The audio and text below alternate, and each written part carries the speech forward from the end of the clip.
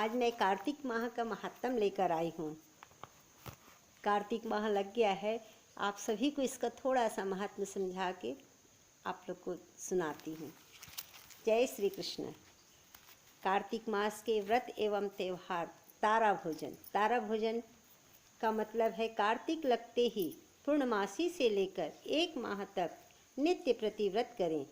रोजाना रात्रि में तारों को अर्घ देकर फिर स्वयं भोजन करें, वो है तारा भोजन। व्रत के आखिरी दिन उजमन करें। उजमन में 5 सीधा और 5 सुराही ब्राह्मणों को दे तथा 1 साड़ी 1 ब्लाउज पर रुपया रखकर अपनी सासू माँ के पैर लग कर देवे।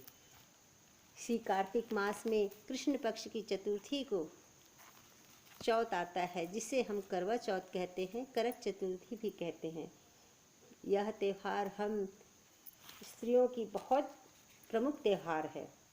यह कार्तिक कृष्ण पक्ष को चंद्रोदय व्यापनी 4 में किया जाता है।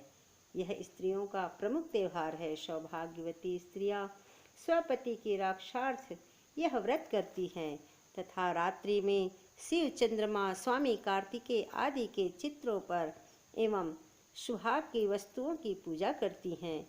पहले चंद्रमा, उसके नीचे शिव तथा कार्तिकेय आदि के चित्र पर दीवार पर पीसे हुए एपन से बनाना चाहिए। इस दिन निर्जल व्रत करें। चंद्र दर्शन के बाद चांद्र को अर्घ देकर भोजन करना चाहिए। पीली मिट्टी की गौरा बनानी चाहिए। कोई स्त्रियां परस्पर चीनी या मिट्टी का करवा आदान प्रदान भी करती हैं। इसकी कथा एक बार पांडु पुत्र अर्जुन तपस्या करने नीलगिरी नाम पर्वत पर चले गए। इधर पांडवों पर अनेक विपत्तियां पहले से व्याप्त थीं। इससे द्रौपदी ने शोकाकुल हो कृष्ण का ध्यान किया। भगवान के दर्शन होने पर इन कष्टों के निवारण हेतु उपाय पूछा। कृष्ण जी बोले, हे द्रौपदी, एक समय पार्वती ने शिव जी से इसी प्रकार चिन्ह लगाया तो उन्होंने सभी विघ्नों के नाशक इस करवा चौथ के व्रत को ही बतलाया था। हे पांचाली द्रौपदी, प्राचीन काल में गुणी बुद्ध धर्मपरायण एक ब्राह्मण रहता था। उसके 4 पुत्र तथा 1 गुणवती सुशील पुत्री थी।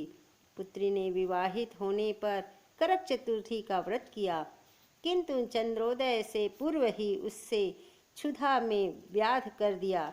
इससे उसके दयालु भाइयों ने छल से पीपल की आड़ में कृत्रिम चांद बनाकर दिखा दिया।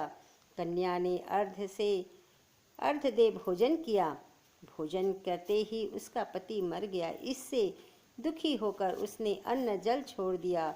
उसी रात्रि में इंद्राणी भू विचरण करने आई। ब्राह्मण कन्या ने इंद्राणी से अपने दुख का कारण पूछा। इंद्राणी बोली, तुम्हें करवा चौथ व्रत में चंद्र दर्शन के पूर्व भोजन कर लेने से यह कष्ट मिला है। तब ब्राह्मण की कन्या ने अंजलि बांधकर विनय किया कि इससे मुक्त होने का कोई साधन बतावें। इंद्राणी बोली, यदि तुम पुनः विधिवत करवा चौथ व्रत करो तो नित्य तुम्हारे पति पुनर्जीवित हो जाएंगे। इसी रात्रि में उस कन्या ने वर्ष भर प्रत्येक चतुर्थी का व्रत किया तथा पति को प्राप्त किया। श्री कृष्ण जी ने कहा कि हे द्रौपदी, यदि तुम इस व्रत को करोगी तो तुम्हारे सभी संकट टल जाएंगे। इस प्रकार द्रौपदी ने उसको किया तथा पांडव विजयी हुए। अतः सौभाग्य, पुत्र, पौत्र आदि और धन धान्य के इच्छुक व्यक्तियों को यह व्रत विधि पूर्वक करनी चाहिए। बोलिए करवा चौथ माता की जय हो। इसमें बधावा भी है। बधावा क्या है? कहाँ लगाऊं तोई अरे नारियर के बिरवा, जे बिरवा रामचंद्र के सेजरिया। बहुवंशिया जी गोद अरे नारियर के बिरवा, कहाँ लगाऊं अरे तोई नारियर के बिरवा। बोलिए श्री कृष्ण भगवान की जय। कार्तिक महात्मा की जय।